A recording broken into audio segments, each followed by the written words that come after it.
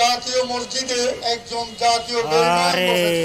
কি কোন জাতীয় বেঈমানি বইছে? আরে এতদিন তো আমরা কইতে পারতেন না, এখন কেন এইটার ব্যাপারে কি করবেন? মানে চিন্তা ধারণা কি করছেন? এখন এই বেঈমানটা কেন কেন মসজিদে তুমি বার করবেন? অতি দ্রুত প্ল্যান করেন চাই। এই জাতীয় বেঈমান জাতিকে বিভক্ত করার জন্য একের পর এক ঘোষণা দিচ্ছে।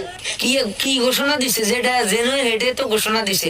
আপনারাই কেন এমিয়ার মসজিদে বইয়েছেন, আবার আপনারা হাতের নামে কেন গিবত শাকায়াত করেন? এক কখন এই সুয়ের গোড়া দুনকা কেন নেটওয়ার্ক উল্টাটা কথা কাজ কিলে লাগে?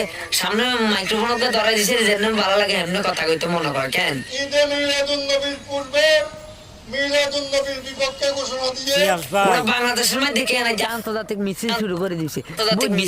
বাইতুল মোকাররম খতিব আজকে যে কথাটা বলছে, কথাটা জেনুইন তো কেন এইটা কইছে? কোরআন হাদিসের আলোকে কথাটা বলছে। আমরা যদি কোরআন হাদিসের মধ্যে কোনো জায়গায় ঈদে মিলাদ বার করে